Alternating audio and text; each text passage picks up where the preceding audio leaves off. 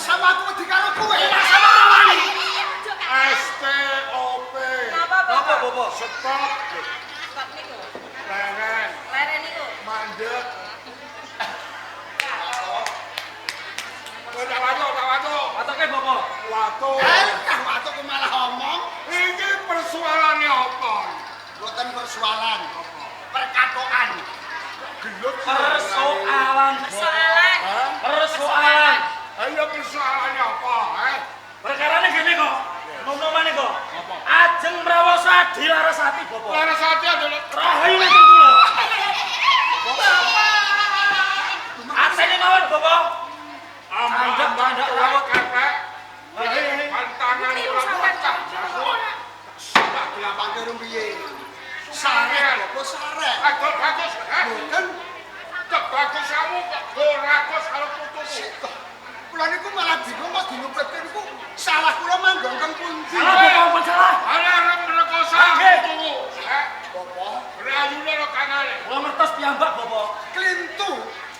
Kula niku mboten kok mrawasa, tumindak sing mboten bener niku mboten. Terus Kula niku tetulung.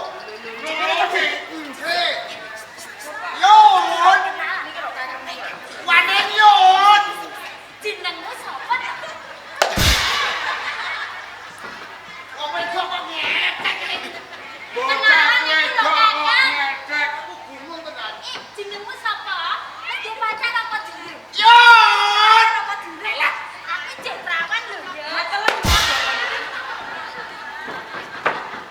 Iki Lho, Kakak. gak sindalane almarhum Mbah Bengek. Jenengan tak apal. Apalah. Biar tak liwati terus. Sama sami wis Apa tinggalane almarhum Mbah Paing. Yon. Aku urung duwe pacar lho ya.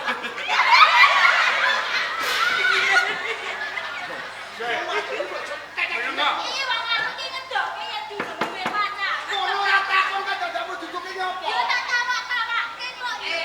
Dadi wong wadone wis wayahe. Iki apamu?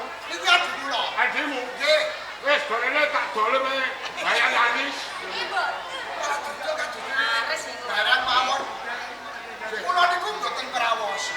Nek kula tetulung. Tak teruse perkara yo.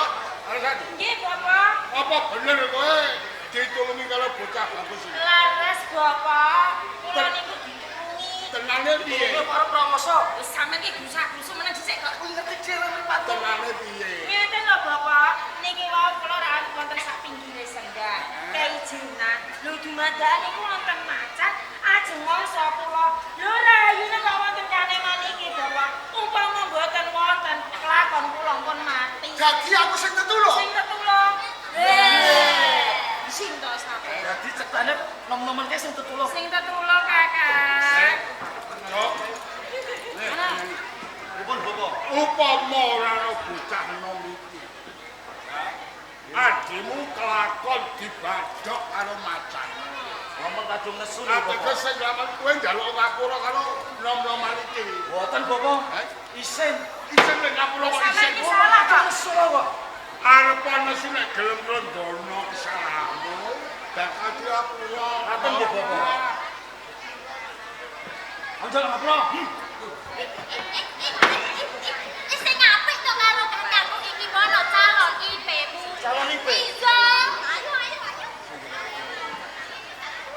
Umpama aku sing luput aku njaluk Kuwale. Kuwale Bapak ngono kok. Kuwale.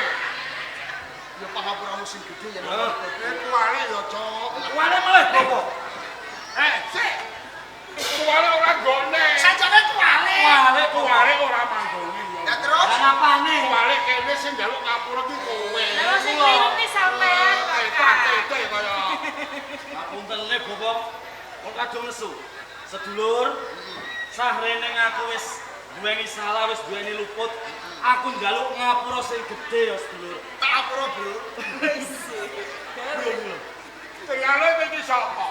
Kula niku Maiso Jemok. Le, Bapak kali le.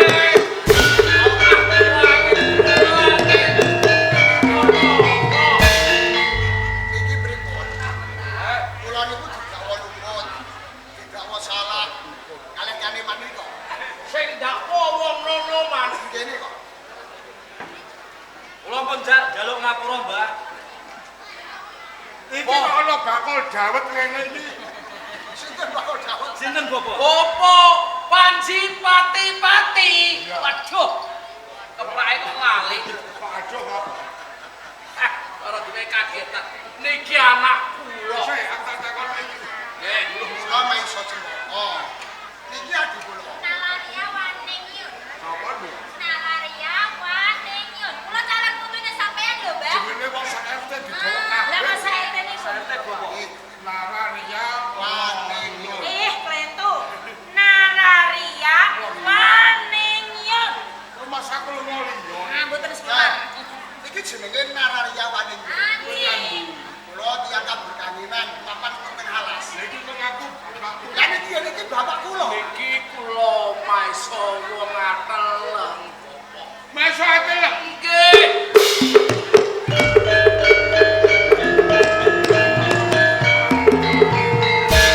Iki malah isih bapa pamanku. Masa, Bapak? Mboten percaya kula.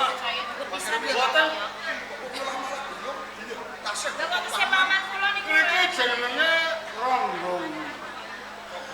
Tak pernah nopo kali. Isih Sedulur. isih dulur sekentol. Kentong. Sapupu. Sepuluh. Iki puluh aku. Niki kepuran kula. Ronggowo niki kok saged critanipun kados Ngono. Nggih. Ngene lho dongenge.